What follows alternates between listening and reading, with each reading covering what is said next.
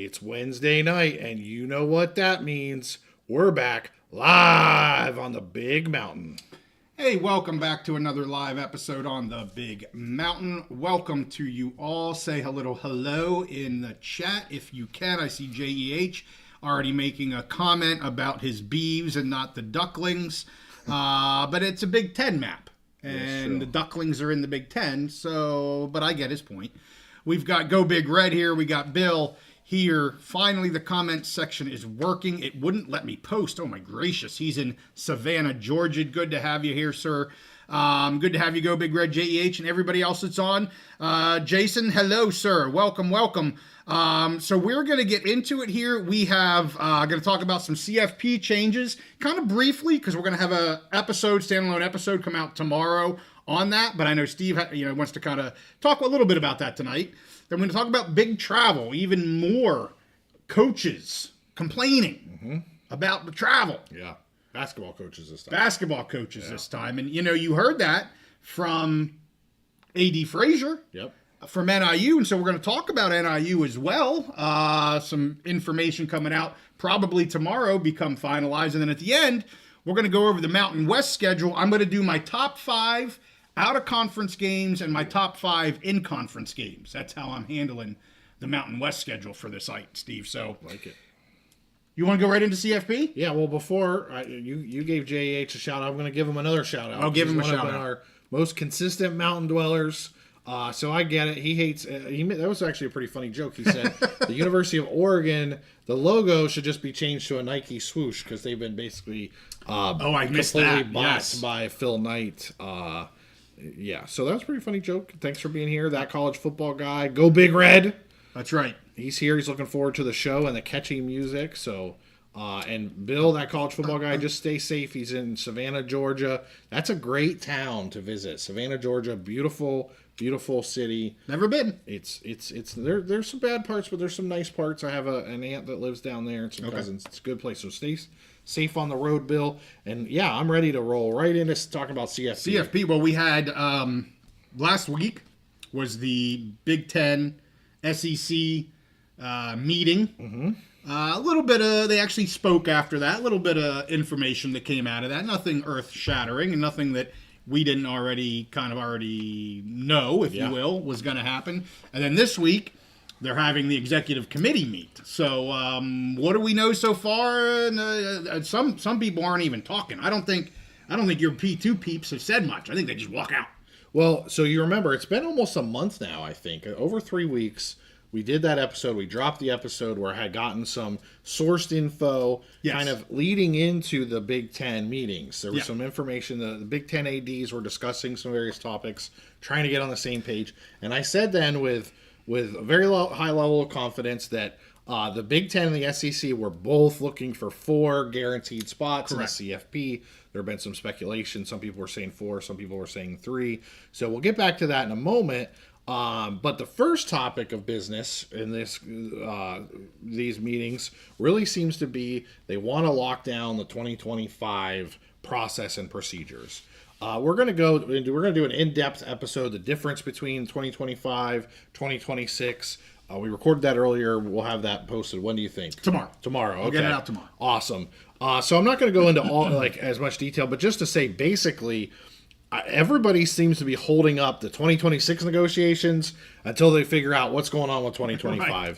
And really, this is just a matter of money. The Big 10 and the SEC, they want straight seedings, straight rankings, none of that fancy foolishness or whatever that they call it that led to, Oregon having such a strong path. But the other conferences, they want money. They want the way the format is now, they have a greater chance of getting that automatic bye and moving forward to the next round, which just gets them more money. So it looks like, if the Big 10 and the SEC want to get what they want for 2025, which is straight seedings, no automatic buys, they're going to have to pony up some money and be willing to share that money with the other conferences, because for 2025, they have to get total agreement on everything. Yep.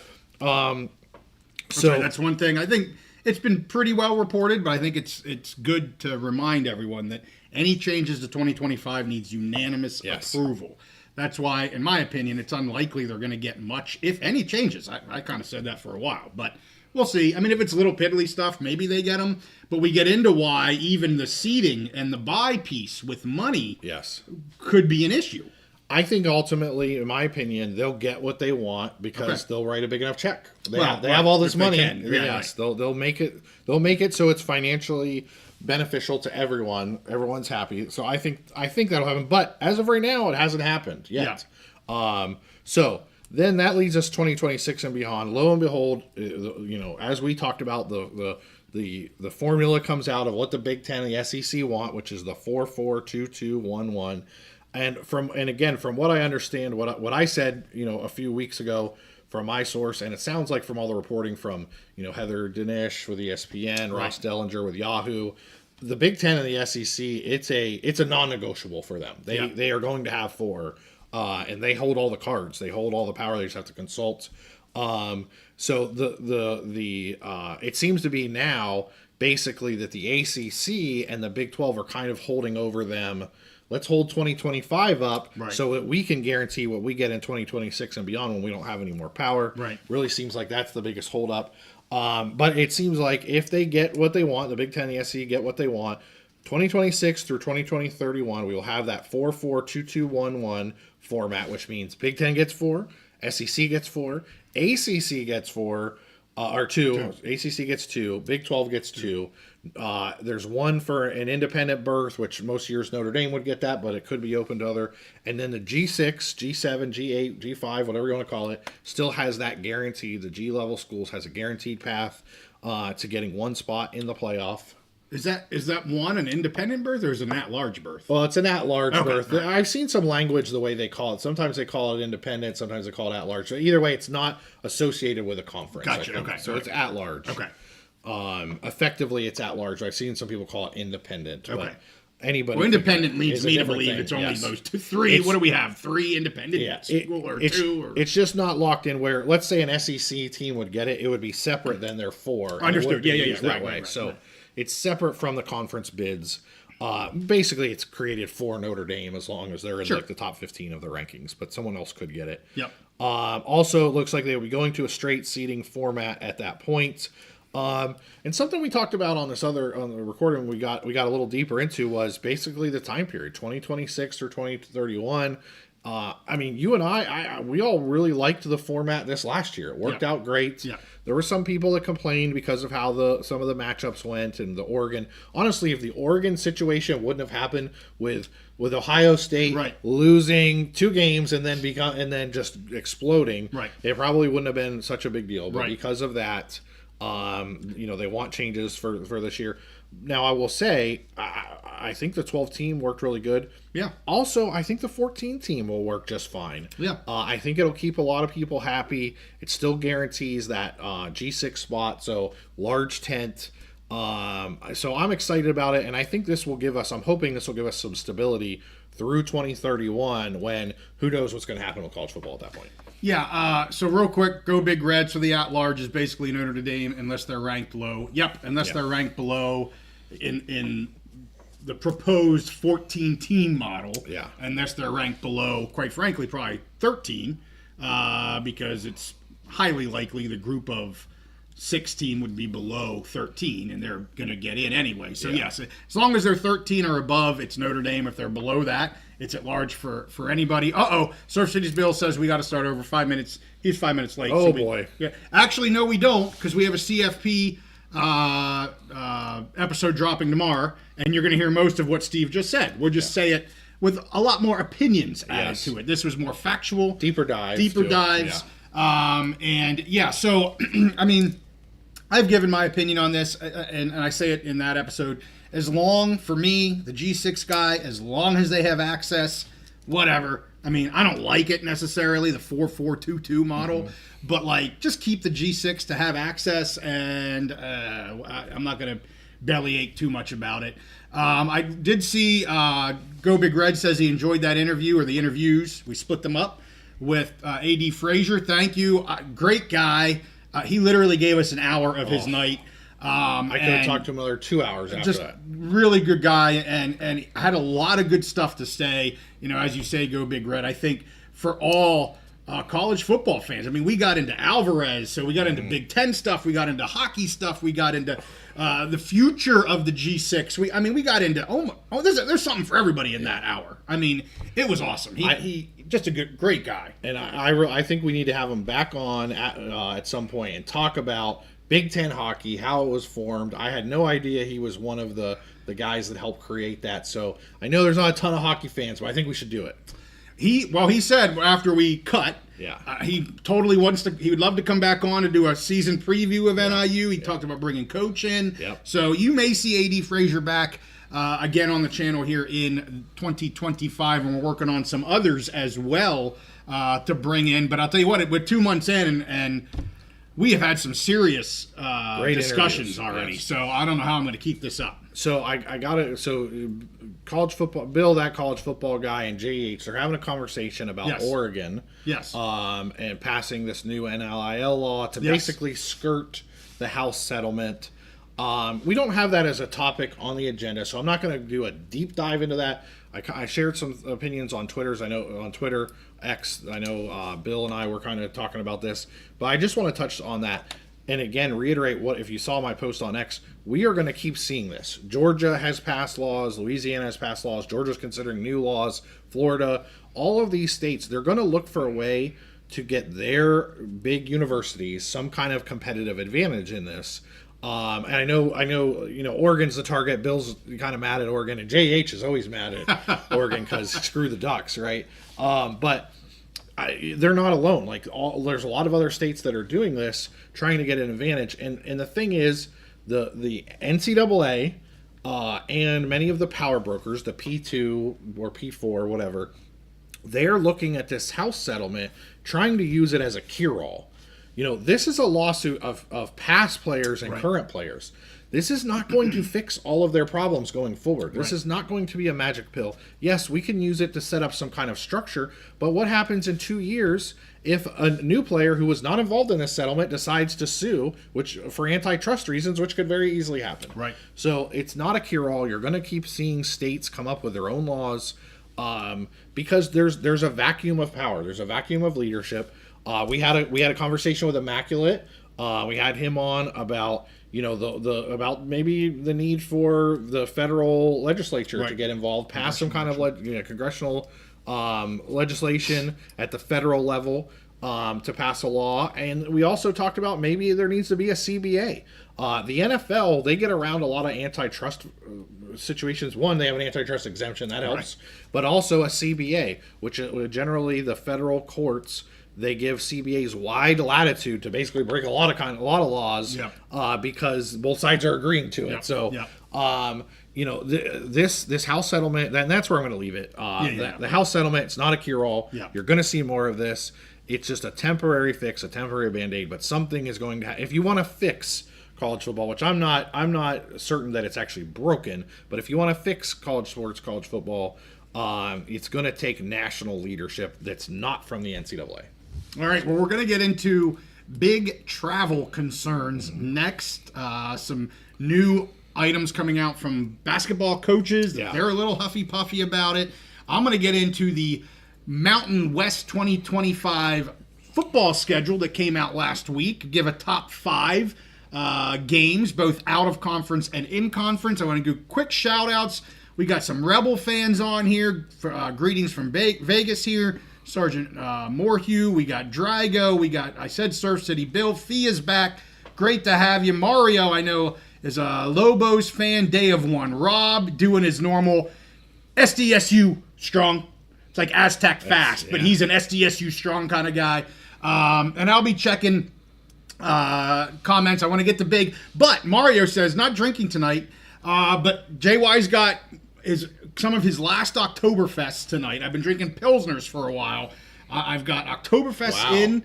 I only got a few left. I had somebody asked me today on X, what are you going to be drinking? I said Oktoberfest. I have a few left. I'm going big tonight. So let us know if you guys are drinking at home. What's your favorite brew of the evening? We'll do some shout outs for that. And let's get into what the heck. These guys don't want to travel from California to Jersey. I wonder why. Yeah. So, well, we did kind of a breakdown during the football regular season. Yeah. About how, especially the first half of the season, the West Coast teams were getting rocked. Well, who was it? Was it UCLA? UCLA that was had just a freaking yeah. garbage schedule, especially for travel. Yes, for travel.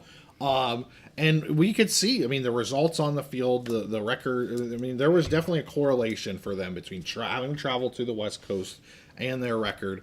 So now we're in basketball season, right? And Big 10, not maybe the premier basketball conference, but a top level basketball conference. You have UCLA and USC joining this conference. Yep.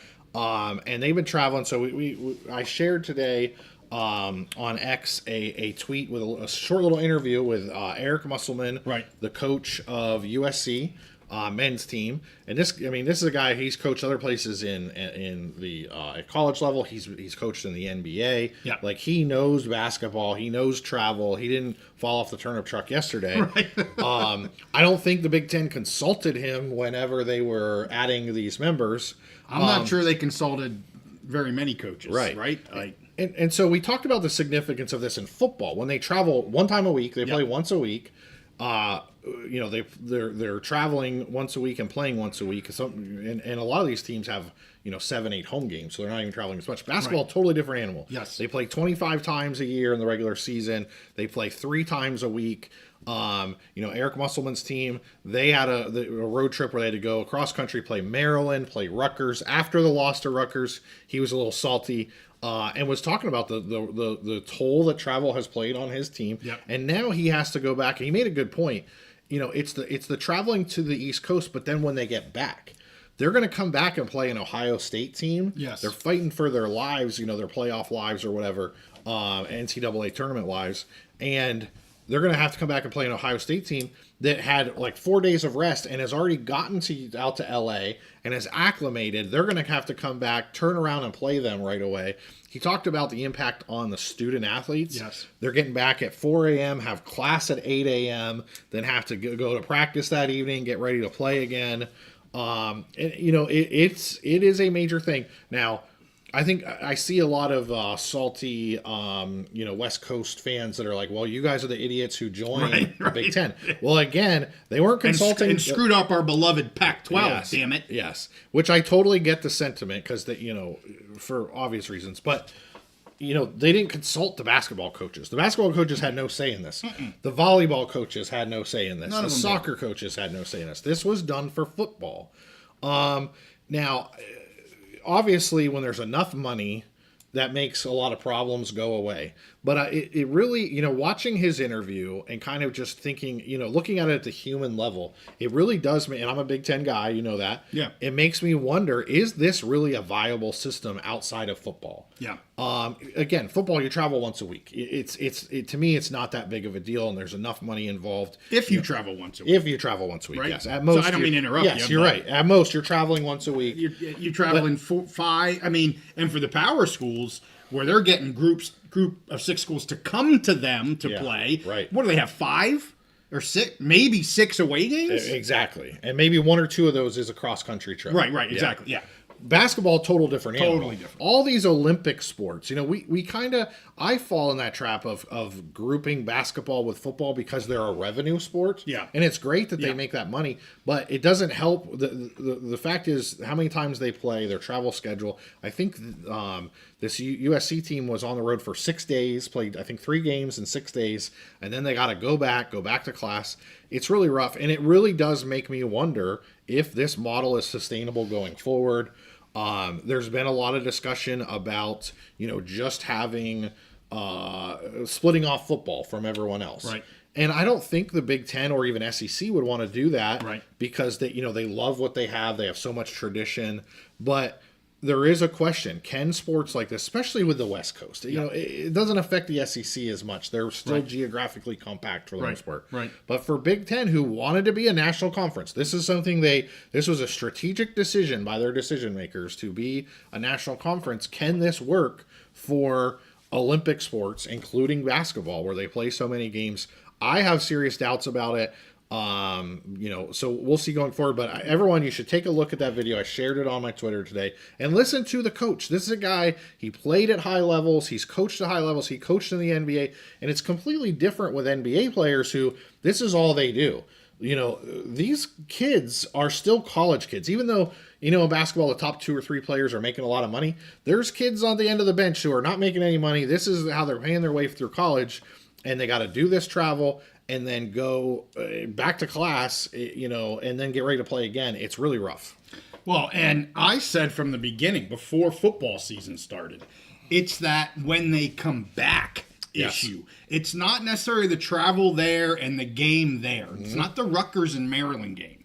It's the travel back and then to have to play. I mean, if you took the loss when you're at Rutgers and Maryland, and I don't know where the hell these teams are at in the standings. I don't really freaking Middle care. of the pack, I think. But when you come back to a home game and you're jet lagged, you haven't rested well, you haven't, that's a home game that, quite frankly, is going to be harder to play than the games you just played in Jersey.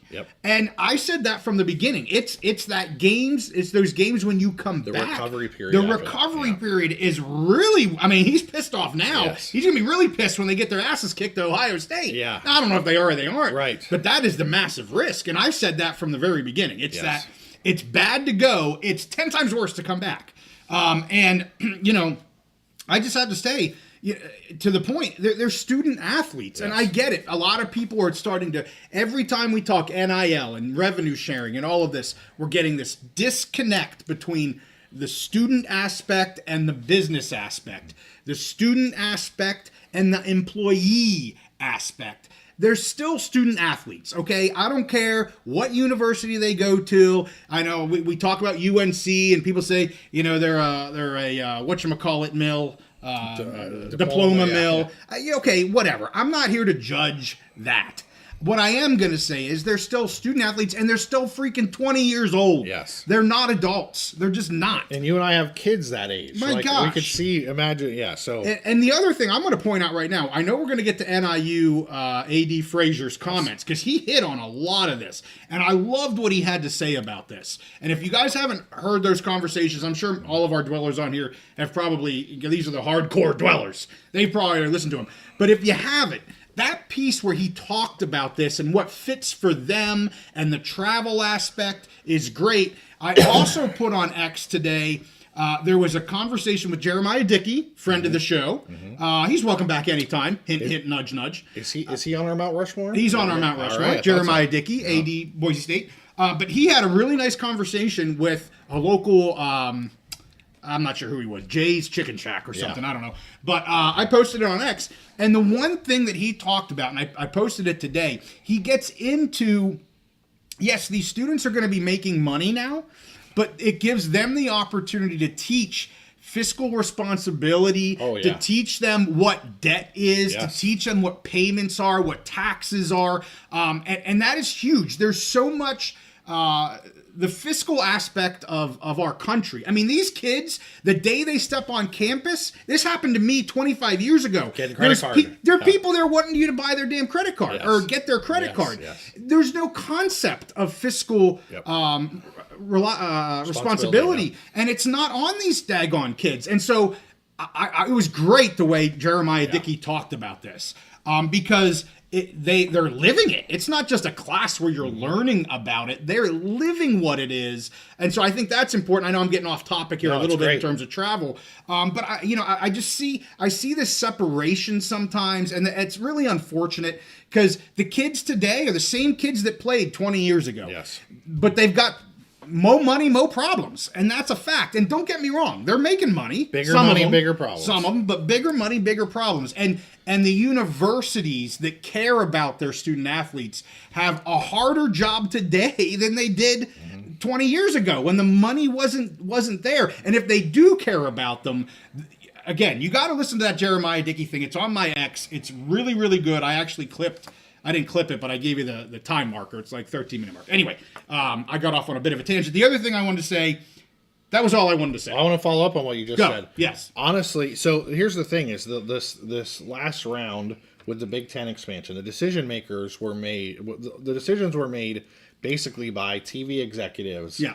And high level people who they were looking to maximize revenue. Yeah. Which that's how businesses are run. Yeah. But I would suggest, and that works fine for football. College football is a multi-billion-dollar enterprise. Yeah. And basketball makes some money, but not nearly what football makes. And these other sports don't make money. Most time run a deficit. Right. Unless you're PSU wrestling. Wrestling, yeah. But you get A.D. Frazier, Yeah. A.D. Dickey, Yeah. and Coach Musselman in a room, guys who have been through it. Yeah. They understand both the business aspect of not just the high level business, but running an athletic department, Right. having to make a budget and stick to a budget, Right. And Coach Musselman, who understands travel and the players and being a player, being a coach, and traveling. Put guys like that in a room and let them come up with a plan for your Olympic sports, your basketball, because they understand the logistics of all that goes into it. You know, football's the cash cow. Let the TV execs and the people who used to be TV execs make those decisions. Right. But for these other sports, I think you need people like A.D. Frazier, A.D. Dickey, Coach Musselman that actually know what the heck is going on and what a week in the life of a college a student athlete is like and what they have to deal with. For sure. Those are the people who, whether they're not going to be the final decision makers, but they should have a lot more input than they've already had in these decisions. So let me jump in real quick. So Surf City Bill, the Boise State tennis team just flew from Princeton, connected in Minneapolis to get to Boise. Couldn't be pleasant. And we're tennis guys. We played tennis back in our high school days. Yeah. More, we goofed off maybe more than, well, you were better than I was, but I was there for fun. You were there for hitting balls around. Yeah. But yeah, I mean, a tennis team, again, not knocking tennis. Producer PWB Baker was all, or That's PWB true, we were on the same Productions team. was also a tennis. But to that point, like, what are we doing here? Okay, so I have to interject here. Interject. Okay, because there's a difference. Okay. I did some breakdown last year about the Oregon volleyball team. Oh. So here's something you see that's unique with some of these Olympic sports. Okay. So let's say a volleyball. Let's talk about a tennis. Let's talk about a golf. Yeah. They travel a lot. It's part of their normal routine. Okay. Okay. And even without the conferences, they travel, but they have control. If they want to go to an invitational, they go to like Oregon women's volleyball. I looked at their travel a couple years ago. They're traveling East Coast all the time, but they do it on the weekends. Yeah. It's structured. They do it within the scope of their schedule. Okay. The problem with being in a conference that's nationwide is they don't get to control their schedule. They're dictated a schedule by the conference, who just sends them across. And Coach Musselman talked about this. Like, who made the decision? They had to play at like 8:00 at night and then travel the next day. Okay. Ohio State played at 6:00 and is going to be there for 2 days waiting on them in LA, being acclimated. So they're basically, the AD and the coach is not able to make a schedule that works for their student athletes. It's a little bit different for, let's say, tennis teams, golf teams, volleyball teams that can go to invitationals and things. Yeah. So I just wanted to point that out. Yeah. A couple other things I think you want to get on to, something with soccer. Yes. But I want a couple commenters here real quick. Fia. Talking text date. I'll get back to that in a minute. I want to stay on this travel thing real quick. So, Rumbling says Eugene is planning to expand their airport. And this is interesting. This is interesting. Eugene is planning to expand their airport with direct flights to Big 10 cities. I have a nugget about that. All right. I have a friend that works close to our international airport here in central Pennsylvania that is used for flights for Big 10, Penn State, because they're big jets can't fly into State College. Yep. So they have to fly into Harrisburg.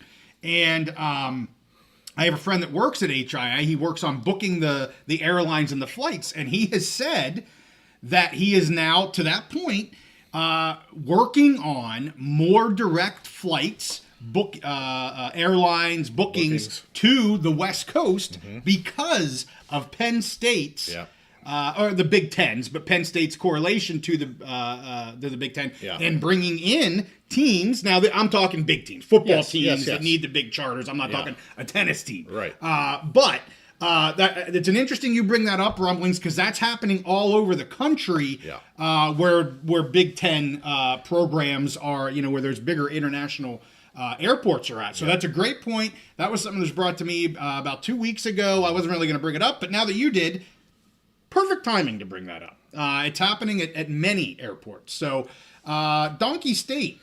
So I want to talk, Clint Lair, back to, it's kind of what we were just talking about, says understands the frustrations of West Coast teams, but they didn't exactly have to move conferences. Right. Well, the basketball team did have to move conferences. They didn't get a choice, and that's the problem. I understand what you're saying, Clint, where, somebody made that decision. They could have stayed in the pack.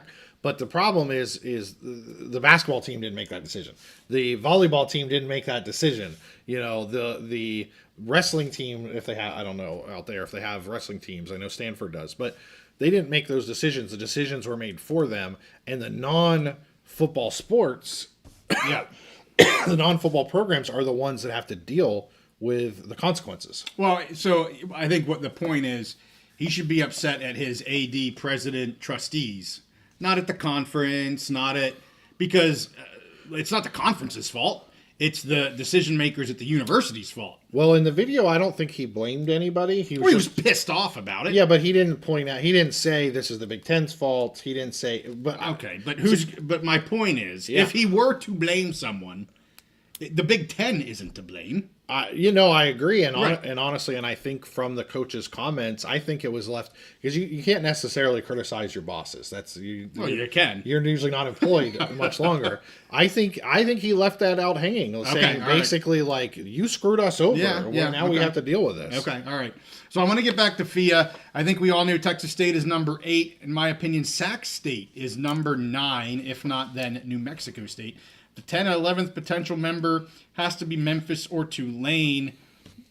Don't know. Well, I won't say I know because I don't know. Memphis or Tulane aren't after those two. If they're going to get Memphis or Tulane, it's going to be 8 and 9. I strongly don't believe they're going to get Memphis and or Tulane. Everyone, they're tired of hearing me say it. I know on X, they're tired of hearing me say it. I strongly believe Texas State is very likely going to be going to the Pac. I have not put this on X, and I will not put this on X, but I will say it right now, that apparently I have been told, not by direct sources, not by the same sources I have for Texas State. My Texas State sources are very strong, so this is not those sources.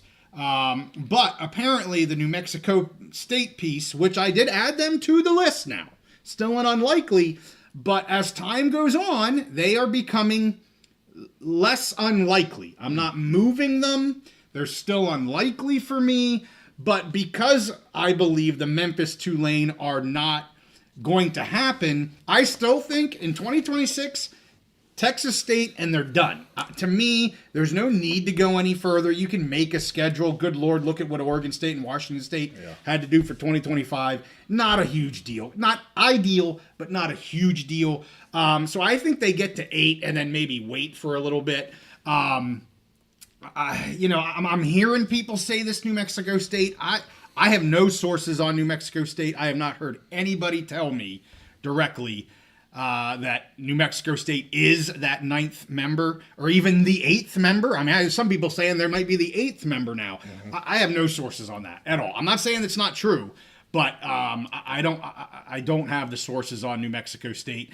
And Sac State, I do have sources telling me they do not have a landing spot. That hasn't changed. I haven't had an update in that for a while, but they don't have a landing spot. And Sac State doesn't help in 2026.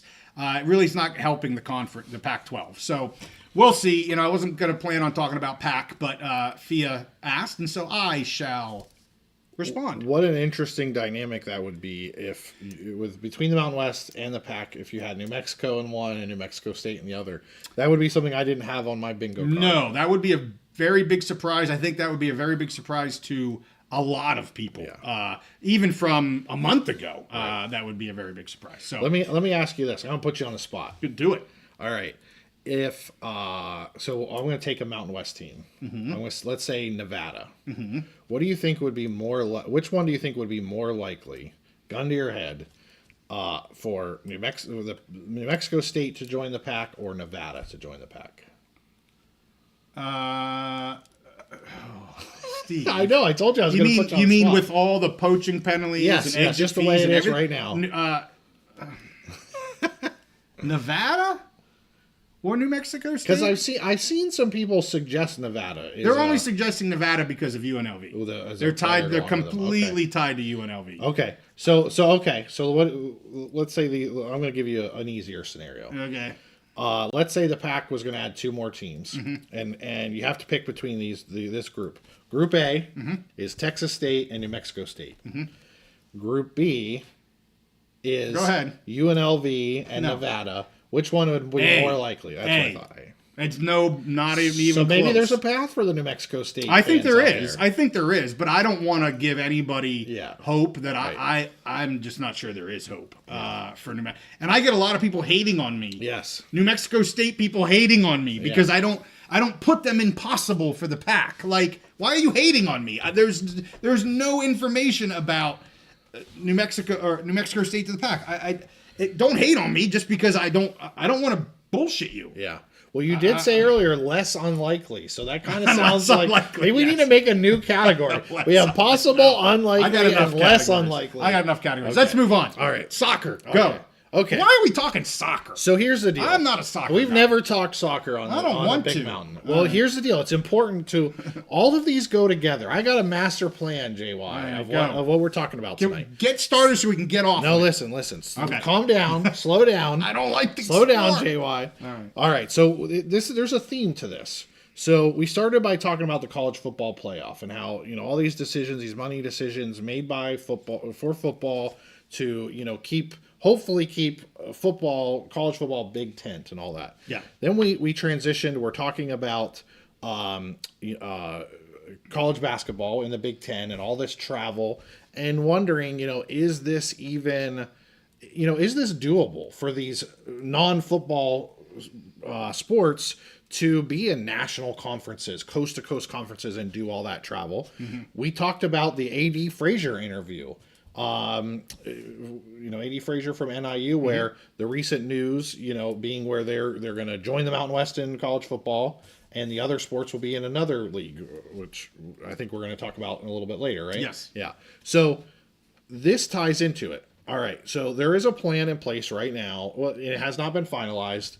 Where it looks like they're going to do a pilot program for soccer with the Big 10 and the ACC, maybe some other premier teams getting involved, where U.S. Soccer Federation, at first the rumors were the U.S. Soccer Federation would run this whole thing. Okay. And they would leave the NCAA completely and the U.S. Soccer Federation run it. Well, now it sounds like basically U.S. Soccer would sponsor it. Okay. But basically a year-round league, go away from the 3-month league, go to a year-round league, match up the premier soccer conference in college, match their schedule to MLS, which is matching to the international schedule. Okay. Which for soccer's kind of like hockey with the international rules and Right. transfer rules, and it makes it so much easier if you can match your calendar, for transfer purposes and all those things.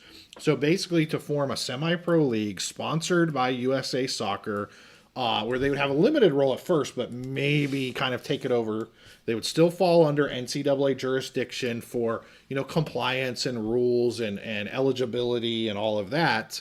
But basically create their own league that's more of a semi-pro, that's aligned with the calendar and the unique the unique aspects of that sport, because every sport has unique things. Again, you're more familiar with hockey and international hockey, junior hockey, and all of that. Soccer has a lot of unique things, and it makes a little more sense for the U.S. Soccer Federation to kind of run it and align it with the standards of the professional community, both in the United States and internationally.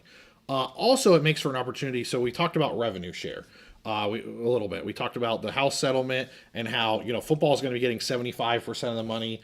Basketball is going to be getting maybe 20% of the money, and there's 5% of the money going for everyone else. Well, 5% don't go for No. No. So this is an opportunity. I think it's a very interesting test case. I think it is to basically taking not tethering these Olympic sports to what we're doing in football, making it better for the student athletes of that sport. And so I think this is an interesting test case, and I think also what NIU is doing, I know you're going to talk about, we're going to segue into that, what they're doing, splitting up football from the other sports, is another test case of how to do it. This is one particular thing. So I'm really interested to see how this goes going forward, how involved USA Soccer is, how much money there is that they're going to put into it, and really how it affects the lives of the student athletes. Because if it sets them up for a better, if they can still go to college and get their degree, but then this sets them up for a better path forward if they're looking to move up to MLS or other levels of soccer, and USA Soccer Federation is footing the bill, I think that's a win all around. Because let's face it, I've said this before, for the last 20-something years, basically football has subsidized all the Olympic sports. Right. That era might be ending with this House settlement. Right. So we might need a new model for all Olympic sports, and I think this one is a really interesting test case. Well, I will let you stay on that, Steve. Okay. Because it doesn't interest me. Yeah. I'll follow NIU. I'm sorry. I appreciate you.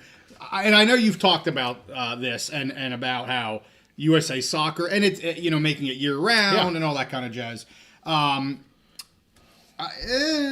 don't know what to say because it just doesn't interest me. Well, and that's the thing is I know you're just not a soccer person. We've talked many years. We talked about this, and you don't like soccer. But if you replaced it, this could work for any sport. So I understand. It's more about how the operations, yeah, and how it works overall in terms of the model. Right. So let's throw beach volleyball. You and I like to watch beach volleyball as part of the Olympics. It's an Olympic sport we both enjoy. So, they could do something with that model. We're creating a beach volleyball league. Sure. Take it out so the football team's not subsidizing it, match it up with the calendar, and give those players opportunities to then, get training and be move up to those different beach volleyball leagues and all that. I think it's a very interesting format, but it might not be as successful as what NIU is looking to do. Right. Well, let's jump to NIU. So we talked about, obviously, multiple times, A.D. Frazier. I know we had a couple of people commenting how much they appreciated that interview. And when we talked to him, we actually recorded that last week. And then, of course, we dropped at the beginning of this week. And if you heard it, you heard us ask him about the Olympic sports, because the only item that they had talked about at that point was football to the Mountain West. And, of course, we're football guys, we're Mountain West guys, and that's what we mainly wanted to talk about. But I've had a lot of NIU fans ask about where the rest of the Olympic sports going to go. And he didn't give us, no breaking news, he said, and I wasn't expecting any. But I did, of course, wanted to ask the question to see what he had to say. But even though we didn't know at the time that they were talking Horizon, and quite frankly, to me, it's irrelevant which conference they chose. I'm not saying that good, bad, or indifferent. It doesn't matter. But it was the model that he talked about, right? The new model that they are working with here. He talked about Air Force, not Air Force. He talked about Navy and Army and how they have used that model. He talked about his time using that type of model with hockey versus D3 programming with his time back at the East. But I really think, and he gave some really good reasons why, from the G6 side of things, and even, kind of some of the I don't want to say bottom, but some of maybe the ACC schools here and Big 12 schools here may need to look at this model as well. Mm-hmm. And some of it gets back to the travel. And he really harped on the travel. And, separating football, to your point, you're talking about separating soccer, and I think that's why you wanted to talk about that before we got into this, but separating sports depending upon the situations that they're in. And here at NIU, obviously, he's separating football, and the travel is way, way different. You talked about that with the Big 10 earlier, and then having that more regional, I would almost call it local conference for your Olympic sports. Again, depending on the situation, maybe one school is really big in football and hockey, and so they do football and hockey one way, and they do everything else another way, or whatever the case may be. But you get that regionality, less travel time, which is less costs, and less costs on the student athlete, like Musselman was just talking about. Both in terms of being a student, being able to play games, maybe in Ohio and Indiana instead of New Jersey and California. And then, of course, there's a cost component to that as well. But your Olympic sports, like you said, kind of tying all this together, your Olympic sports aren't your revenue generators. Right. So why am I spending all of this money on these sports to send them to Rutgers when they're not generating the money to go to Rutgers? Pay for the plane ride. Exactly. Yeah. So, really interesting here. And, he's not the first. And he said he wasn't the first. Yeah. But I really think this is something that you could be seeing a lot more of. What it's going to take is the right partners. The Mountain West is very happy to have a football-only partnership here with NIU. We've called that a win-win. I think it's phenomenal for both members. I love NIU football being in the Mountain West, and I think that model could work more around the country, as we're seeing, and as A.D. Frazier said, a potential separation. Again, not every university, but a separation of football and that revenue-generating sport from the Olympic sports for the reasons he said. Let me pull up a map here real quick. I have been told, Steve, that this map is not accurate. Yeah. So, I didn't have a lot of time today. I don't know the Horizon League very much at all. And so I pulled up a map, and somebody said this isn't the most accurate map, but it's pretty damn close. So it's what we're going with. Yeah, and sometimes it's hard to find the most current logo. They change logos. I wanted to get logos in there, and so we're on a shoestring budget here. I got to get crap done when I can get it done. So anyway, this may not be exactly accurate as of today, and I don't know the Horizon League. I think for the most part it's accurate. Somebody can tell me what's wrong here, but obviously you can see that they're right there, kind of in the MAC area, although the MAC now is with really the addition of UMass, and they're up in New York with Buffalo and all that kind of stuff. But you're right here in Wisconsin, Michigan, Illinois, Indiana, Ohio, and just a smidgen into the northern part of Kentucky. All bus travel distances. Yes. Obviously, Northern Illinois is right there beside UIC. And so I tell you what, they've got 5 schools here. You've got the Green Bay, you've got Milwaukee. By the way, I love Milwaukee. We need to have a TBM trip to Milwaukee. But anyway, then you got IUPUI. I mean, these are all very, obviously, Youngstown State. That's a little further there to the east. But what are you going there? Once a year or something for most sports? So all bus travel. And, you heard him talk about why this is fiscally positive for them. Because here's the deal, guys. They're going to be making more money overall by having football in the Mountain West. Yep. And then they're going to be reducing their expenditures by having bus travel for all of their Olympic sports. I mean, so they hit both sides of the income and loss statement. They hit the revenue to go up, and they hit the expenditures to go down. And as this becomes the new model, as we're calling it, I think you're going to see more schools be like, damn, that's a really good idea. Yep. And that creates more opportunity, especially for the western half of the country where you don't have, and we showed that map before where, my Lord, it's like 80% of the freaking universities are, east of the Mississippi, and 20%, and I'm exaggerating a little bit, but it's maybe not that much of an exaggeration, or to the west, and they need help. They need to get some of these NIUs, some of your Texas schools into the West because the universities just aren't there. Yeah. So anyway, I loved what he had to say with that. I wanted to bring it back up a little bit, and we wanted to tie it into what you had to say about the Big 10 travel and the coach being upset and the soccer thing. So what are your thoughts there, Steve? I love it. I loved the conversation with him and the way he described it. I didn't bring it up at the time because I wanted to listen to him talk. But he mentioned the not wrestling. He mentioned Army and Navy. Right. And so I wanted to bring up wrestling as a specific thing. So, I go to Army and Navy wrestling matches. Yeah. I love college wrestling, and they've done a really good thing. I forget what the conference. I think it's like ECWA or something, or ECIWA, or it's basically an East Coast wrestling conference. Okay. And the Army and Navy, you've got, I think Lehigh might be in there, and, Okay. and the schools like that where they're all basically bus travel, or maybe some short flights now and then. But you have regional rivalries. You keep the travel costs down. I think it's a great model, and he was talking about how Army and Navy, where they keep their football Yes. in the AAC, Right. and then they put their Olympic sports in other conferences wherever it makes sense, Right. And honestly, I think he made some really good points, and I think and even the mighty Big 10, who's the richest conference out there, we're already starting to see the stress in basketball. Right. Think about the stress on Olympic sports. Right. So I really wonder, we get in 5 years from now, we're in the 2030 time frame, if we'll see this more and more, if this is successful. And I think there could be a combination of schools like Northern Illinois and other schools putting most of their sports in regional conferences. And then maybe like the soccer model might work, or whatever, where you have a group of 20 to 30 elite teams Right.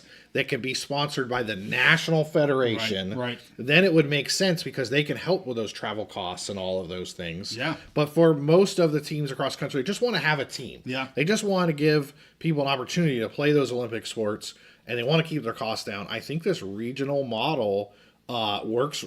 I think it will work really well, and I really wonder 5 years from now if we see the big conferences reconsidering and maybe untethering the Olympic sports from football. What's interesting, we had a commenter, I forget the name, 2 weeks ago, from merry old England. And, at the time we brought up that whole relegation model. It's been talked about around Yes. here. But kind of like that, you have the Premier League of 20, Yep. and then there is like it'd be Lower really, levels, yeah. It'd be You can work really your way interesting. up, It'd get- be really get promoted. I don't think the money will ever allow that in this country, but I think- nor will the egos. But anyway, And there's two parts. You made a great point when you were talking about the two sides of the balance sheets. Yeah, Okay. And how they're doing this. They're increasing their football revenue, and they're decreasing their costs. Right. Well, we're at a point where, with this revenue sharing, I think for the Olympic sports, they have to look at ways to increase their revenue Yep. and decrease their costs. And the way they might be able to do it is the Olympic federations, the U.S. federations getting involved in sponsoring. But if not, if for sports, if they're not willing to do that, then you may just have to reduce costs, because Right. with revenue sharing, there's not going to be as much money to go around to subsidize these other sports. Yep. And I think that's a better alternative than cutting. If you asked any AD in the country, hey, would you like to cut 15 Olympic sports, or would you rather keep them and put them in a regional conference Right. where you reduce your cost by at least 50%? you got it, 100%. So let's get back to some commenters, and then I'm going to get to the Mountain West, where I'm going to talk football schedule 2025. Real quick, we did drop today my discussion with Tarleton State head coach Witten. If you're able to check that out, about 30-ish minutes. FBS ready. Let me just tell you, they are ret to go. We've been big on them to the Mountain West. I'd love them to have them in the Mountain West, but I think regardless of where they end up, they're going to be an FBS school here very, very shortly. And I'd love it to be in the Mountain West for all kinds of different reasons. But if you want to hear from Coach Witten, we dropped that here today. Had a lot of really interesting stuff to say. Very Tarleton focused. So if that doesn't interest you at all, I totally understand that. Unlike NIU AD Frazier, again, everybody everybody could get something out of that. The Tarleton head coach obviously is pretty focused on Tarleton. But we do talk, honestly, the one thing that people would really like to probably hear from is just, how an FCS program has ascended. They were D2 for a while, but then they went to FCS. Now they're ready to go to FBS. They got through the probationary period. We talk about how was he able to maintain such great success through a difficult probationary period where they aren't able to get to the postseason. Yep. The first season they're able to get there, they get to it and win a game in the playoffs. We talk about that. That's really interesting, kind of how they manage that transition. Also, we talk about athletes, right? How they're able to recruit, how they're able to maintain, retain players at that level, and he gets into some of that as well. Of course, some of it is the university. Just they're a great university, which absolutely has to play a role into that. But some really interesting tidbits if you're interested in college football at kind of that FCS level right now. Yeah. So I didn't get to participate in that interview. I had some other things going on, but I just want to bang the drum again. I'm going to keep banging the drum. Go. I think both the Mountain West and the Pac need to get into the state of Texas. Mountain West got UTEP, but they need to continue to dip in there. They've looked at some schools and it just didn't work out. They weren't options. Right. For me, Tarleton State again, and we're gonna interview Gloria Navarez next week, and I'm gonna find a way to slip that in there because I think if it was me, I would be inviting Tarleton State. I love the market they're in, the investments they're making. To me, it's a no-brainer. And I just don't see that some people, it's like the stigma. Oh, they're just FCS. They're just FCS. This college football is not the same landscape that it was 20 years ago. They have growth potential. They're investing in the program. It would be a good addition to the Mountain West, in my opinion. And they need to get into the state of Texas. UTEP, a small portion of Texas. They need to dip in there again, and to me, Tarleton State would be a great target. And I see people, do we have to raise another one up in Texas? We have enough in Texas. Guess what, everybody that says that? First of all, you're a growing state. Yes. Second of all, you got a lot of money down there. Absolutely. Third of all, you've got universities that want to move to FBS. This isn't like, the Mountain West is just going cherry picking, or not cherry picking. They're just pulling somebody up because they just want to arbitrarily get into the state of Texas. No. This is a school that has the resources. Mm-hmm. They've got the support. They've got the leadership. They got the facilities. I'll go through the whole freaking list. They got it all. All they need is an invitation. This has nothing to do with FBS conferences pulling up FCS schools in the state of Texas. This has to do with universities pushing themselves to become something greater than they are right now. So I hate seeing these comments about, we don't need any more FBS in Texas. Well, where do you want one? In Alaska? Like, where should we go create an FBS program? Like, they are where they are, and Tarleton is ready. People say North Dakota State, and I love North Dakota State. I'm not 100% sure they're ready. Their fans are going to tell you they're ready. We got all kinds of money. Their leadership ain't out there banging the drum to get to FBS like Sac State and Tarleton State are, and yes, that matters. There's two currencies. I'll get off my freaking horse. Yeah, well, there's two currencies of college football and college sports. One is good old greenbacks, money. Yeah. The second is players, is talent. Yeah. Yes. If you look at a map, look at demographic trends. The Midwest is losing population, and Texas is gaining population. You got money and you got people in Texas. That's what you need. Exactly. Like what? It's like. Anyway, yeah, I wasn't even planning on talking about it, but since we dropped it today, I wanted to. Couple quick comments, and we're going to get to the Mountain West.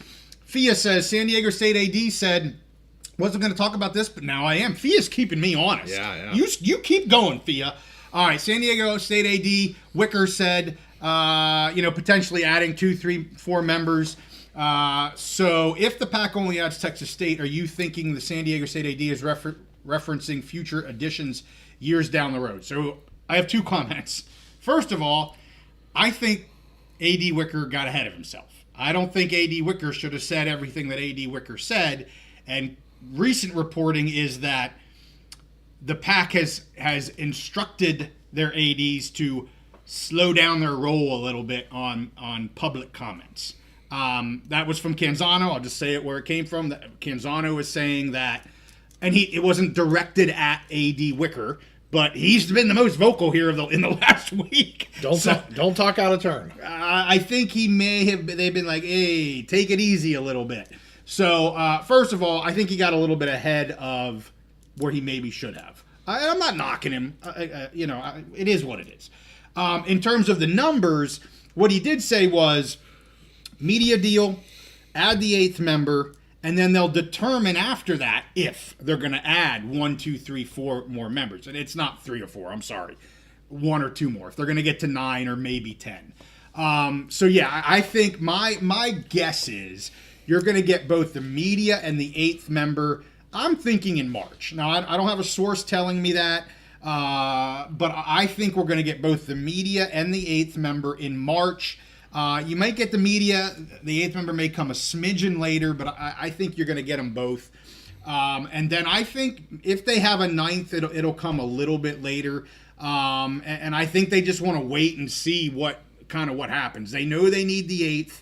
They are kind of getting under the gun here. I mean, we're 2-3 days away from March, Steve. So while fans want to say, there's no hard deadline and there's no this or that. That's true. There's no hard deadline. But as more time goes on, their time becomes more limited. And they're going to have to start making real decisions, start getting a media partner together, start getting all of that done. Because remember, Washington State and Oregon State, they need a 2025 media partner. They don't have one for 25. I mean, hell, their football season starts in 6 months. They don't have anybody to show their games right now. Now, I'm not saying that's cause for alarm. That's not what I'm saying. But they need a partner, to show their freaking games here in this fall and for next year. So I think that's really important to remember.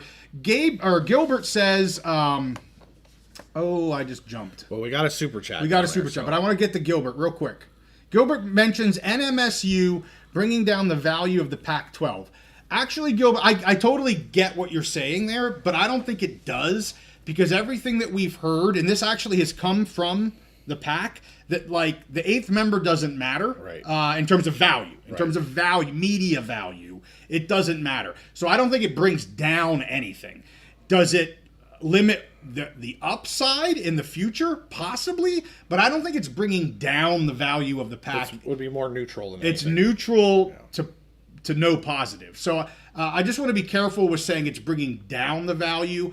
Gilbert, again, I'm talking media value. If you're talking, we need a superpower conference to become an autonomous thing again and all that kind of stuff, I'm not talking that.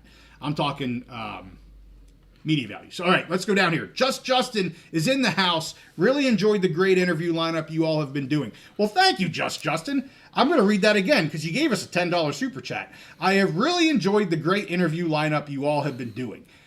Appreciate it. I'll tell you what, I knew 25 was going to be awesome, and we have started with a bang. We have done 4 interviews now. Is that right? 3, 4. And we got Gloria Navarez coming on next week. Huge. So maybe we just end the channel at that. Maybe we're done. We're going to go offline. Nah, I'm just kidding. We're not going to do that. All right, let me. You know what? We'll get to some Q&A at the end. Let's get to the Mountain West, Steve. Okay. I know we jumped down here for a little bit. I see Tyler's got a question. We'll try to get back up. Oh, we got everybody on here now. Genetics is on. We got John on. We got Tyler Nelson. Atomic Skull is back. Tyler's on. Dolph is here. Man, we got everybody in. Sorry, we were slow in looking at all the peeps that are here. But we got a lot of great people on. Thanks for all the chatter. Keep it up. We will try to get to some Q&A at the end, but I want to get to the Mountain West. And so here we go. We got the schedule. Schedule came out, football schedule. We're back to a normal conference schedule. We don't have that scheduling agreement here for next year, so we can get back to kind of what a normal Mountain West schedule is going to be. The last year of a normal schedule. Well, the last year was some of the members. Yes, yeah. And yes, depending on how many more they want to add. We have 9 football members right now, so a little bit less than what we had in the past. But there she is up on the screen. Producer doing it for you. I think everybody has probably seen this. And we got some great matchups yet again. Got a couple week 0 matchups. You got to love that. Hawaii always gets that week 0 game. And then they give them a little extra because they're Hawaii. And, you got to get somebody to travel out there. But we got some great in-conference matchups. We have some fantastic out-of-conference matchups that really are going to set this conference up to be kind of the top conference to get into the CFP again. I think depending on where we're at, I don't want to give out predictions and all that kind of jazz. I'm going to say it. Everybody knows it. UNLV, Boise State. I think that CFP is very much attainable for you guys. And quite frankly, I'm going to put San Jose State in there. Really surprised me. Coach Ken has stuff figured out they are losing Nash. He was a game changer there for San Jose State. But I'll tell you what, this conference sets up really nice for that CFP spot. So what I want to do here, I'm not going to go, team by team or line by line or week by week or anything like that. Y'all can look at your favorite team and see who's playing who. I'm going to have some fun. I think we did this last year too, if I remember correctly. But I'm going to give my top 5 out-of-conference games and my top 5 in-conference games. We're going to start with out-of-conference. All right. All right? And then you can chime in whenever you want. Okay. And I'm going to give them to you, and then we'll put up a slide here at the end that just shows them again. Maybe you can comment when I'm done going through these. All right, number 5. Well, we're going to start with out-of-conference, Steve. Out-of-conference games. Number 5 on my list, and this is in, I believe, week 1, August 30th. Boise at USF. A really nice G6 matchup, and that is USF, obviously, with the AAC. And they were 7-6 last year, but a really good program. And Boise, obviously, coming off a awesome show last year, making the CFP phenomenal. We'll see what happens here without Genti, but I think they got some really good running backs. So number 5 here, Boise at USF on August 30th. Number 4, I've got San Jose State at Stanford. This is on September 27th. This is actually a rematch of these two teams played here in November. San Jose State won 34-31. So Stanford trying to kind of revenge a loss to the Spartans there. I think this could be another really good game. I think it sets up for a potential win here for San Jose State to get an early win for this conference against one of the power teams. So I really like that matchup. Of course, number 3, I have to have the service academies on here, and I just lumped them together. Lumped them together. I got Air Force versus, pick your poison. You pick Navy because you're a Navy man. For those of you that are Army peeps, pick Army. But I got those matchups there, Air Force versus the service academies. You got to have them on the list. Got to compete for that Commander-in-Chief trophy. That's right. So I got them in there at 3. And then my top 2, just some real good wing dingers. Again, number 2, UCLA versus UNLV. Another really nice matchup here for the Mountain West to pick up a potential P4 win here. This one's home. UCLA actually traveling to UNLV. I love it. I love this game. It's on September 6th. UCLA coming off a 5-7 season. We'll see what happens for them this year, but UNLV, with everything that's going on in the offseason, yeah, they've had some losses, but they bring in all kinds of talent. I love this game for a high-level win for UNLV. And then, Steve, can you believe it? 2 of the teams in the CFP, the one team made it to the damn national championship game, Notre Dame, and Boise plays Notre Dame. What a freaking game this is going to be. That is on October 4th. So they get a couple games into their system, maybe 4 or 5 games in. And man, I am looking forward to this. I know Notre Dame's great. They were number 2 in the thing. But I'll tell you what, we all know what happened with NIU and Notre Dame. And let's go Broncos. I've got 4 games here, Steve, where if we get 3 out of those 4 wins, 3 out of those 4, I'll take 2 and 2, but 3 out of 4 there for what I have is 1, 2, 4, and 5 sets up really nice for the Mountain West. What do you think? So that was my first thought, seeing the schedule and seeing your breakdown of the OOC games. Just like last year, I think that both UNLV and Boise are set up. They're both set up very nicely for if they can make a run through this schedule, that they could be in the basically the catbird seat for that CFP playoff spot. And I don't even think they have to run the table and go undefeated. A Boise team, if they go 11-1, similar to with Oregon last year. Yes. If they go 11-1, have a close loss, play respectable at Notre Dame. I think that would put them. I mean, they would be the odds-on favorite for the G5 playoff spot, in my opinion, if they run the table in their conference and we're going to go 12-1 and win the Mountain West. And Notre Dame, you mentioned NIU. The year before that, they lost to Marshall. They seem to kind of have a trip up, especially earlier in the season. It's a gettable game. I mean, Yes. The team that Boise travels to against Notre Dame in October is going to be completely different than that team that was in the playoffs and went to the national championship game. I mean, they're losing their quarterback. They're losing tons and tons of players. They still have plenty of talent, but it's a gettable game. Same thing, UCLA at UNLV. I mean, UCLA is not on that level of a Notre Dame, obviously, but it's a P4 win, a Big 10 win if they can get it. It's in UNLV, and unfortunately, I think with UNLV they probably do need to go undefeated. If they could win that game, go undefeated in the Mountain West, they probably wouldn't get the leeway of losing to UCLA and, depending on what the other G5 conferences do. Depends. But both teams are set up really, really good. Yeah. And honestly, I'd rather host UCLA at my place than go to Notre Dame. Right. But both teams just set up really, really well to compete if they can make runs like they did last year to get that G5 playoff spot, which, I mean, that's the thing now. That's what you got to do, and both of those programs are at that point. I mean, to me, two of the top 5 G5 programs in the country. Yeah. So some awesome, and there's other great ones that I left off. I mean, Wyoming's got a great schedule. They're coming off a really bad year, but they get Utah at home. I would like to think that's going to be a decent game, but I don't know.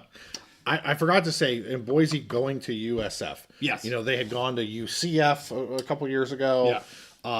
Last year I think they went to Georgia Southern. Yeah. Again, I think we'll see what they're like without Genty, but I think they have a good chance to go in and win that game, and that's just a resume builder. Yes. Going across the country, winning, in the state of Florida. I'm guessing that's early in the season. I think you said week 1. Yep. They can get that feather in their cap right away, and then at that point, they get that on their resume. They don't even have to beat Notre Dame. They just go and play respectable and go on a run. I love how. I mean, and I know we want to talk about the whole Mountain West, but just again, it strikes me at how things set up. The out-of-conference schedule sets up for both of those programs to just have a great year and build a great resume. Agreed.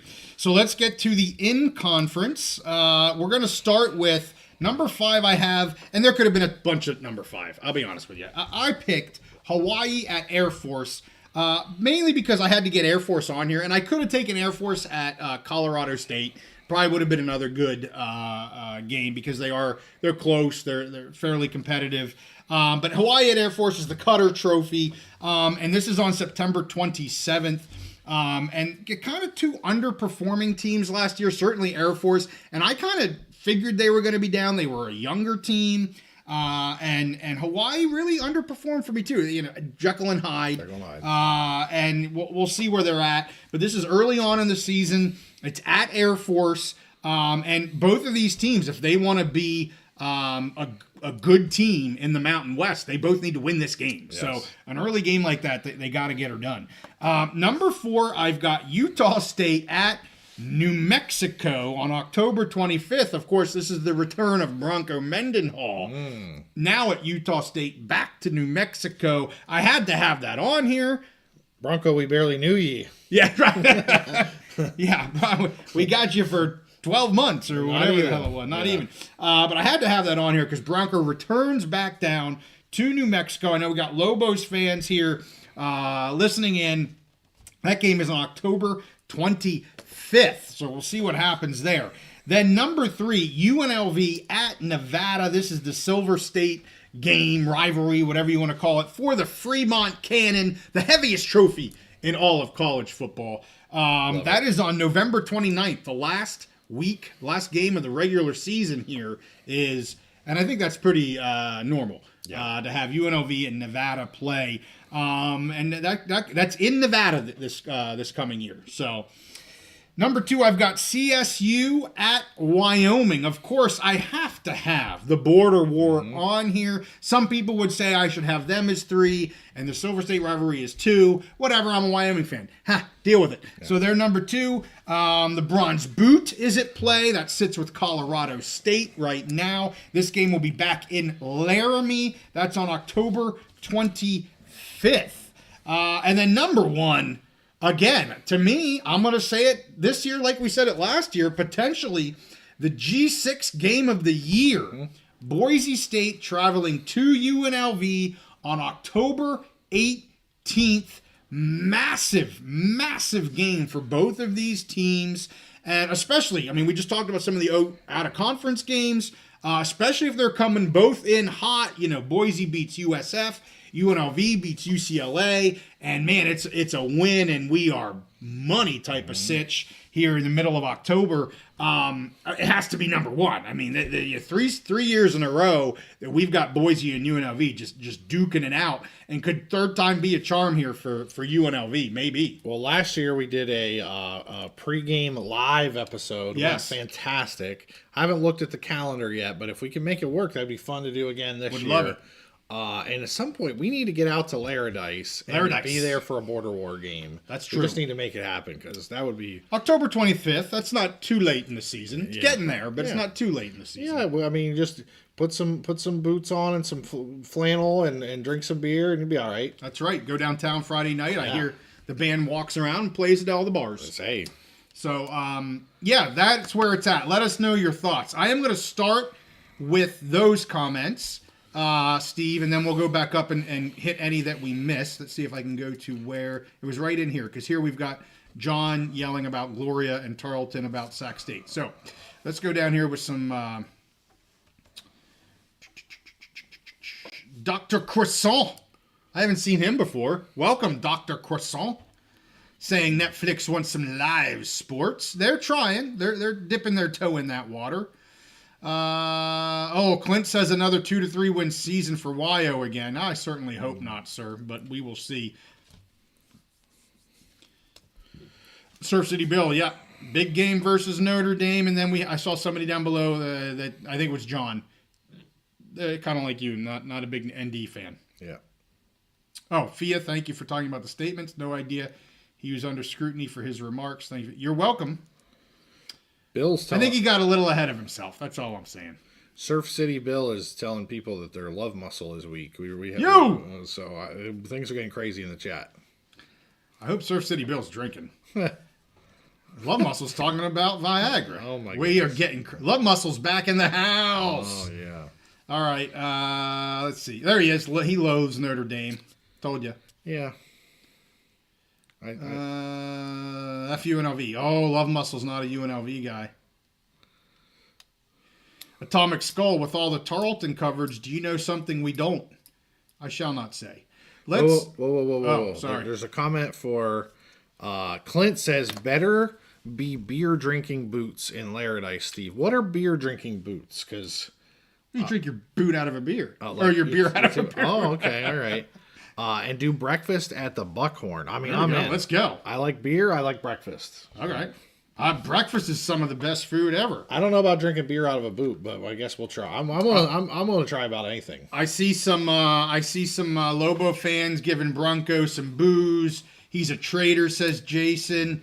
Texas State to the pack, says Freddie. Yep, I believe it's gonna happen. Let's make it happen. What are we waiting on here? Well, they're waiting on the media deal, bro. I'm sorry. All right, let's go back up, Steve. I want to make sure we didn't miss anybody. We're going to go through these real quick, and then we're going to call it a night. Okay. There's a UC Davis question down there. UC Davis? I want to see where we were at here, though. This is where we're at, because I remember John's laughy emoji. Because there was that San Diego State. All right, go ahead. You saw one? I think it might be down. Oh, why has UC Davis been such a ghost edition? Sac State has been more publicized, and they're not even in a conference. I'll say first, and then it's because it's a basketball move. I mean, football is just the king of everything. It takes up all the energy. It's a great basketball move, but it's just not going to get a lot. Since it's not a football move, it's not going to get a lot of pub, especially the national sports media. I mean, it was a ghost edition. Totally agree. Came out of nowhere. I had nothing on it. I don't think nobody had anything on it. It was just like, boom, UC Davis to the Mountain West. I mean, nobody had that anywhere.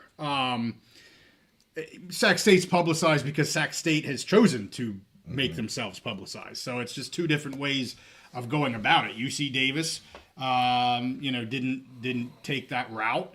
It was done under the cover of night, whereas Sac State, and I'll just say, I think, again, that is case in point why I think Sac State doesn't, and I have sources telling me this, but they're out there being very public about it because they're trying to make noise to get attention. And I'm not saying that negatively, but they want a suitor. Whereas UC Davis, maybe they wanted a suitor, but they weren't publicly out there like banging the drum the way Sac State is. And to me, that leads me to believe that there's probably not a suitor yet. Now, will they get one? They're going to get one. I just don't think they're there yet. Well, and the thing too is it's such a different process. Yeah. Moving up and changing conferences for a football program is so complicated. There's no such thing as FCS in basketball. True. And so they don't need to raise money. As you know, it's not going to be a major change for them. You know, they're already playing in a great basketball conference, and so they're just going to move over. They don't need to raise a bunch of NIL and this and that. It's just two total different situations. Yeah. John, I forgot to tell Steve to go to your office. I'll get him there tomorrow. Now he's going to whip you with a wet noodle because he's upset you missed the conversation with Witten, and now he's upset, and as am I. You're talking about soccer. Yeah. So you got to go to John's office tomorrow, Steve. You know. So Tyler Nelson. Oh no, wait, I missed one. No, I'm Tyler. Jay Weinstein got a question.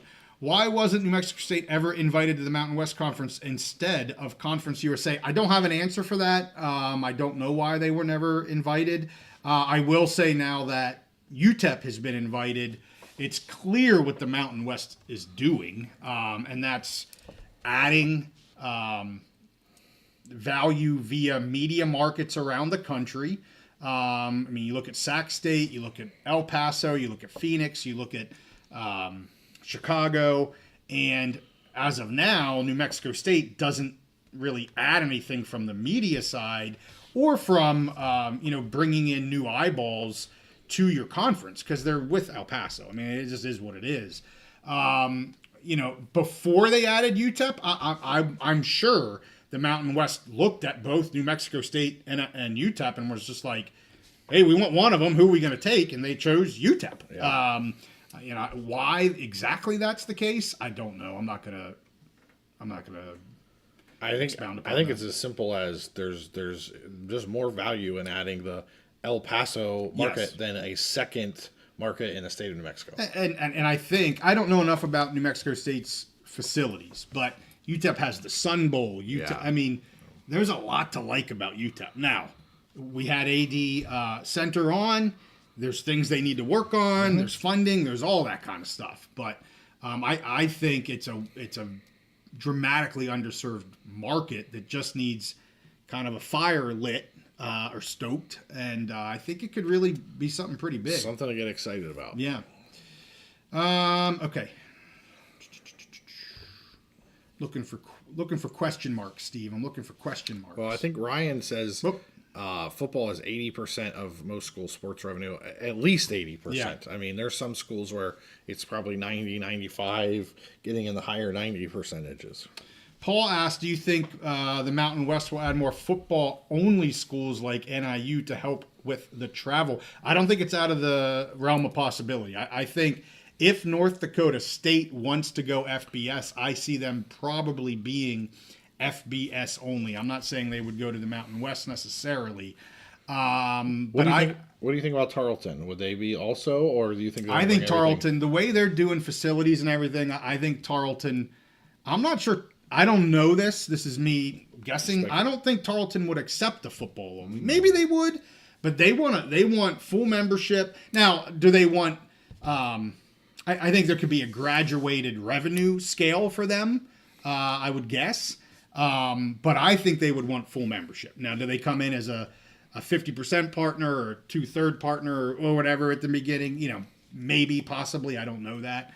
But I think Tarleton would want full. I think North Dakota State, along with NIU, originally it was NIU and Toledo for football only. So, I think football only is not off the table for the Mountain West for a lot of different reasons. We called it a win-win. Chaz says, gut tells me Texas State for the Pac. I agree. with the other, you're just saying St. Mary's as good as 10. Yeah, that's interesting you bring up St. Mary's. I think that could be the 10th. I think they could go with 8 football members and then 10 basketball or, everything else because they already have Gonzaga. St. Mary's, and I have them in the possible category on my rankings. I think St. Mary's could be a number 10. We don't talk about them a whole lot because we're so focused on football. Yeah. That's what we do, but I think that's a good point. They would make fantastic sense as far as basketball is concerned. Yeah. So David says NIU same model as North Dakota State. Summit League is Interstate 94 using Fargo to Tulsa. Football flies. Yeah, and that's so he's kind of saying a little bit how I answered the question about football only, and that would kind of be the reason. I could see that being the case for North Dakota State. So well said, David.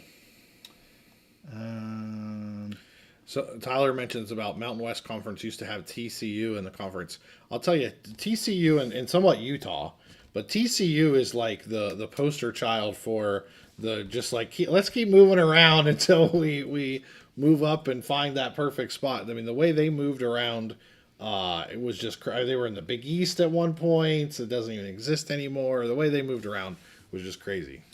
Well, David says Tarleton has been solid, but they haven't advanced past the second round in the playoffs. They've only been eligible for a year, David. Yeah. So I wouldn't hold that against them. They've been in their probationary period for their first 4 years. So this last football season here, 24, was the first time they could be in the FCS playoffs, and they made it to the second round. And as I said in that, I think I said it in the interview. They actually have the third highest winning percentage of the last 20 years of anyone that has made the transition up from D2 to FCS. So, no, they have had a lot of success, and getting a dub in your first year eligible for the playoffs is pretty strong. I want to take a minute to point out. Well, first of all, I've said on the record, adding North Dakota State to the Mountain West in football would be incredibly fun. Like it'd be great for football, the entertainment value of the football league. But I think that fans still, we've talked about this.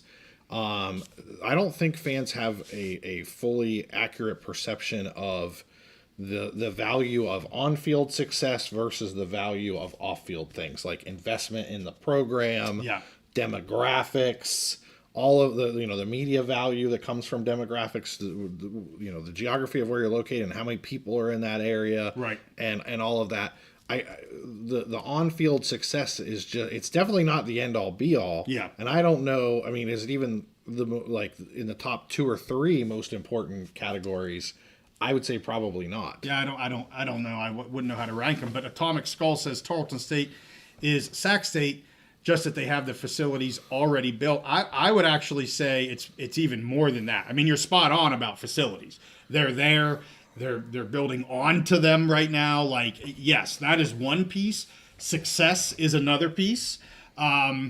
Leadership, I don't know. Certainly, Dr. Wood is out there going for it. So leadership, they both want it. So, but facilities, I would say funding.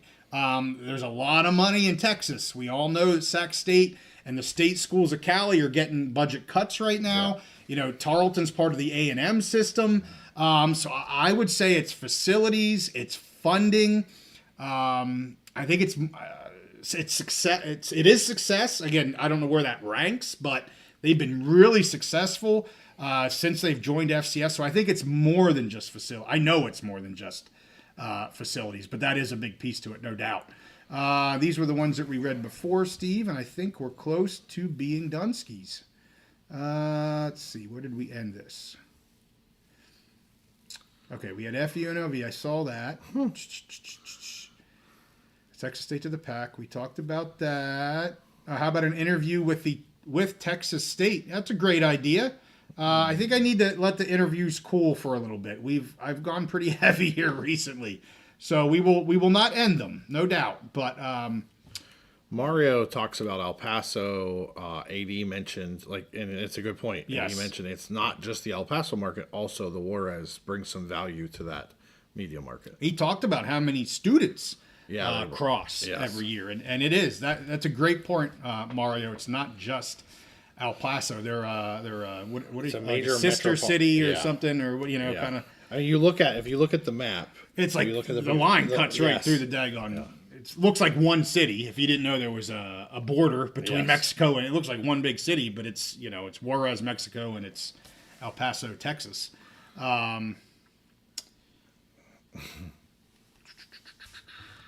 I think, Steve, I thought there was one other thing that I saw.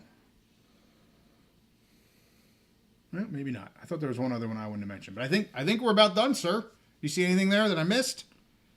No, I don't really think so. Okay. Well, hey. Well, actually, I'm sorry. Someone mentioned, could Sam Houston State reconsider if Tarleton was there for a travel partner? I've kind of asked you about this, and I'll just say I was surprised. I've asked you about this, and then we've also asked some of our interviewees about other schools in Texas or whatever, and I get the impression none of the Texas schools are package deals. Like it doesn't seem that way. You have to evaluate all of them separately, And they all hate each other. right? I'll tell you what, some Sam Houston peeps, they are salty. Yeah. They got something up. They got a burr up their saddle about every Texas school. They hate Texas State. They hate Tarleton State. They hate UTSA. They freaking hate everybody. It's weird. They got chili peppers in their underwear. You know what it is? They don't hate them. You know what I think it is? I don't know if we have. I'm sure we don't have any Sam Houston. Envious? They're freaking jealous of all of them. That's what I think it is. Well, Because their facilities are not good. Hate usually has a tinge of jealousy in there, a tinge of green. Well, I think they got more than a tinge. I think they're freaking black of jealousy. But anyway, all right. Hey, I saw somebody remind our peeps. I think it was John. Smash that like button. Thank you guys. Oh, Brady Moon in here right at the very end. Funny that BSU is on the road versus UNO. You know, Brady, I found that kind of humorous as well. That kind of the last. I don't know why it is, but I went. They do play each other, and they're back down at UNLV again. I laughed at it. Well, if they beat them again like last year, it's just another feather in their cap. Yeah. But hey, good to have you on here, Brady. Tanner, thanks for joining us at the end here. Love Muscle, good to have you on, sir. Make sure you smash that like button. Hey, we thank you guys for joining our live episodes. Always a lot of fun. We'll see you all next time on the Big Mountain.